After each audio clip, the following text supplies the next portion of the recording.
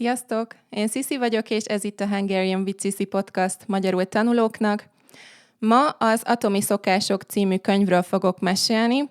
Nemrég olvastam el, és szerintem életem első olyan önfejlesztő könyve volt, ami tényleg hasznos volt, és rengeteg gyakorlati példa is volt benne, amit azonnal ki lehet próbálni, és lehet alkalmazni. Nem csak elmélet, úgyhogy gondoltam, hogy megosztom veletek a kedvenc gondolataimat a könyvből. Mielőtt elkezdeném, szeretném megköszönni a Patreon tagok támogatását. Már több mint 200-an vagyunk, és vannak, akik már több éve aktív tagok. Fumi, Alicia, Simone, Helen, Szilvia, Mihály, Luisa, Tyler és Wayne. Köszönöm szépen, hogy itt vagytok, és külön köszönet Rafaelnek, a podcast legnagyobb támogatójának. This podcast was made possible thanks to our Patreon community. By joining us, you can access the podcast transcripts and other materials and services for improving your Hungarian. If you want to join us, go to patreon.com/HungarianWithSissi. Az Atomi szokások egy önfejlesztő könyv, James Clear írta, és arról szól, hogy lehet jó szokásokat kialakítani. Ha még nem olvastad, akkor sok szeretettel ajánlom. Szerintem minden egyes mondat nagyon hasznos volt. Van egy füzetem, amiben jegyzeteltem is, miközben olvastam, mert annyira sok jó tipp volt a könyvben. Most a jegyzeteimből választottam 5 gondolatot, amit szeretnék megosztani ebben az epizódban. Az első az, hogy a siker a mindennapi szokásaink produktuma. Nem egy egyszeri átalakulásról szól, hogy nem tudom, holnaptól megvan a tökéletes terv, mindent szerint fogok csinálni, és akkor sikeres leszek. A kis szokások, a kis lépések hozzák a nagy átalakulást. A nagy változás nem egyenlő a nagy sikerrel. 1% fejlődés minden nap azt jelenti, hogy 37%-kal előrébb leszel egy év alatt.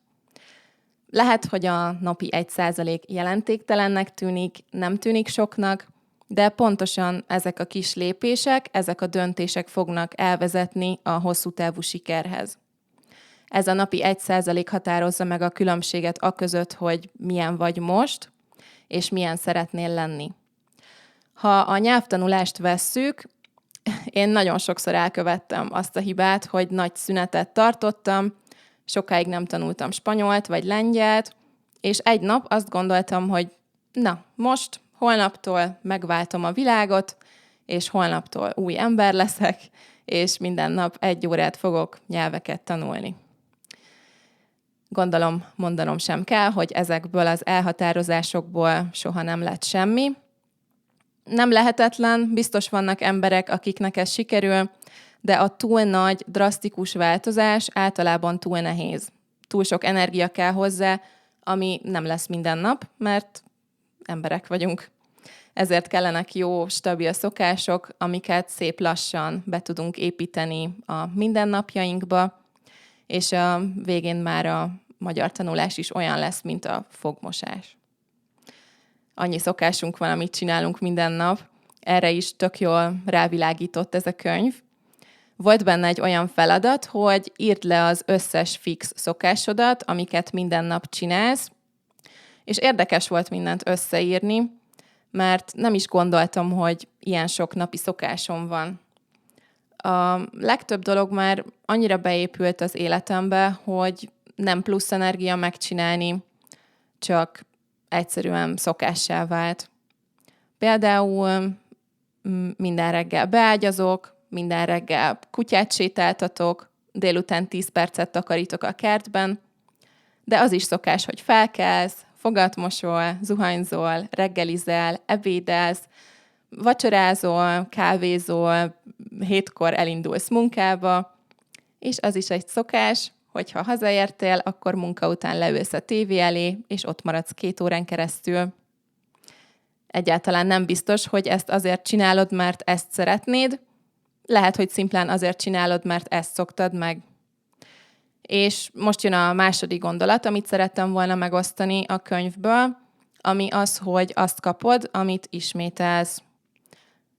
Volt egy időszak az életemben, amikor egyfolytában azon gondolkoztam, hogy miért nem tanulok többet, miért nem sétálok többet, miért nem jogázom többet.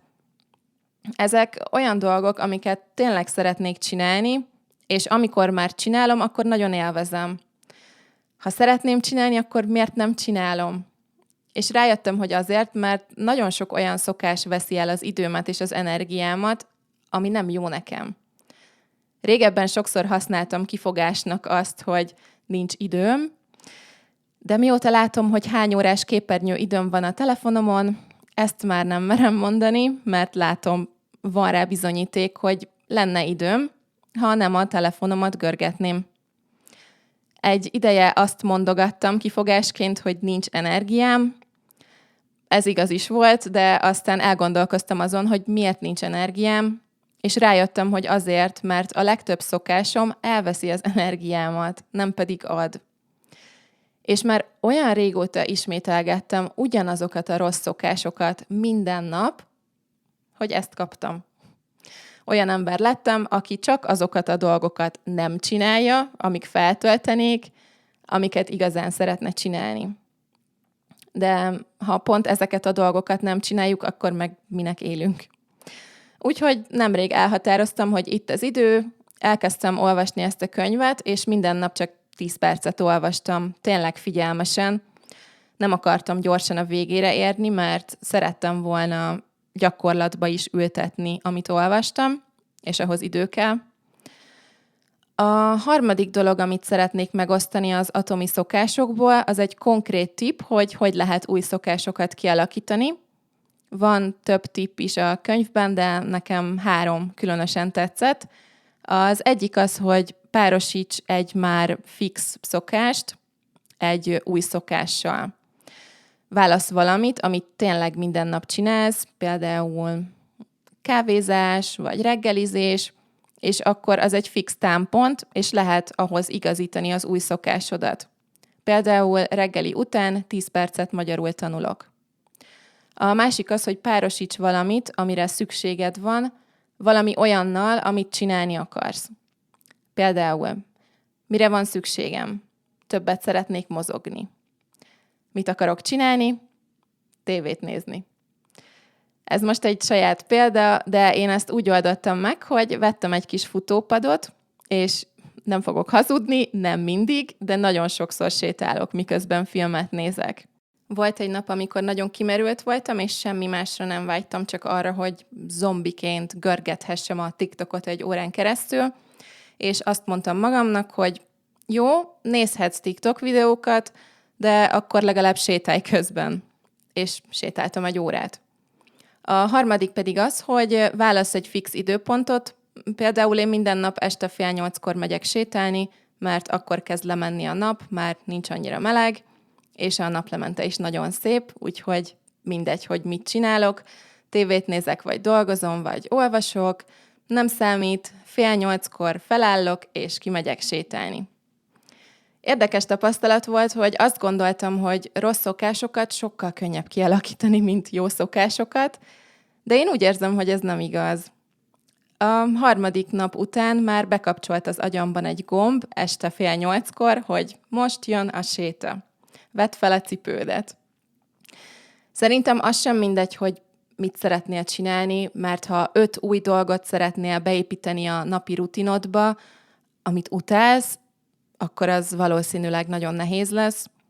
Szerintem mindenképpen fontos olyan utat, módot találni minden területen, amit tudsz élvezni. Például, ha a magyar tanulás a célod, akkor találj ki olyan dolgokat, amiket szívesen csinálsz. Ne tervezz túl nehéz dolgokat, amikhez biztos, hogy soha nem lesz kedved, legalábbis az elején.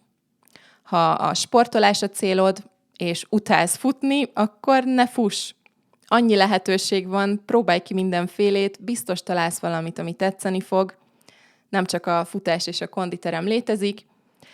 Én például tök sokat szoktam játszani a Beat Saberrel, nem tudom, ismeritek-e, ilyen virtuális játék.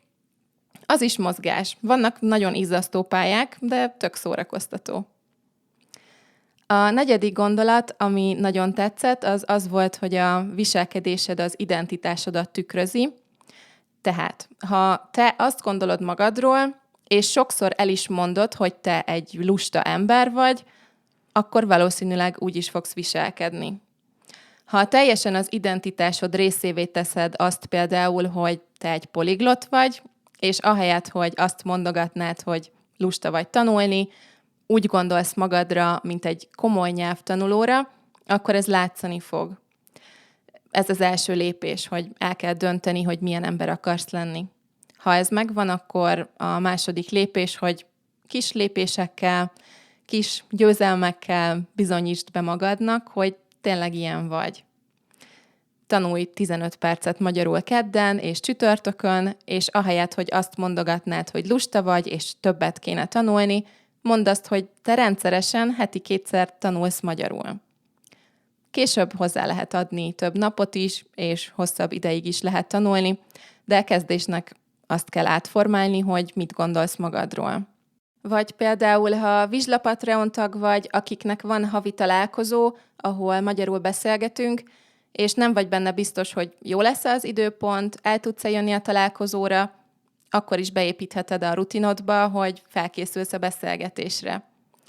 1 héttel a találkozó előtt mindig küldök pár kérdést a havi témánkhoz, és az is tök jó gyakorlás, ha csak magadnak hangosan válaszolsz a kérdésekre, vagy írsz egy kis vázlatot, vagy írásban válaszolsz a kérdésekre.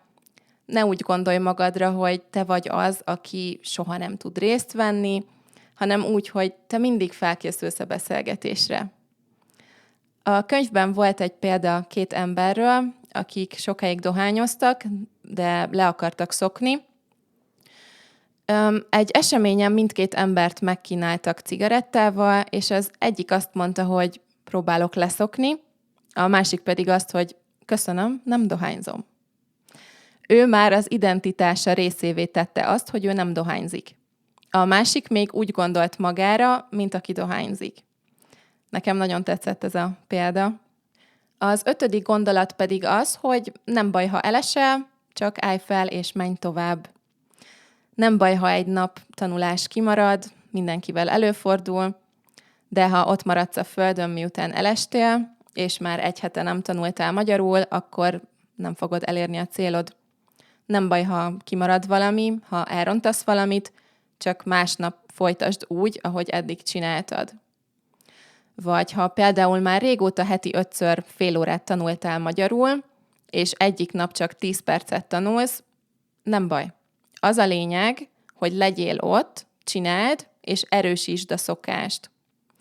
Nekem napi 10 000 lépés a célom, mert úgy gondolom, hogy jó, ha van egy konkrét cél, de ha egy nap nem érzem jól magam, és nincs energiám ennyit sétálni, akkor is felállok este 7:30-kor, és kimegyek, és maximum kevesebbet sétálok, de legalább sétáltam. Lesznek napok, amikor meg többet fogok sétálni, mint 10 000 lépés. Úgyhogy megint csak ismételni tudom magam, ahogy már sok podcastban elmondtam, az arany középút a megoldás. Legyen célod, legyen egy támpont, de ha nem sikerül tökéletesen, ne bántsd magad miatta. Minden nap egy új nap, egy új lehetőség, másnap igyekezz visszatérni az útra, amin szeretnél járni. Na, én ennyit szerettem volna mondani ebben az epizódban. Ha érdekes volt, oszd meg egy magyarul tanuló barátoddal, és ha van kedved, írd meg nekem kommentben, hogy mit gondolsz erről a témáról. Nem sokára találkozunk a következő részben, addig is sziasztok!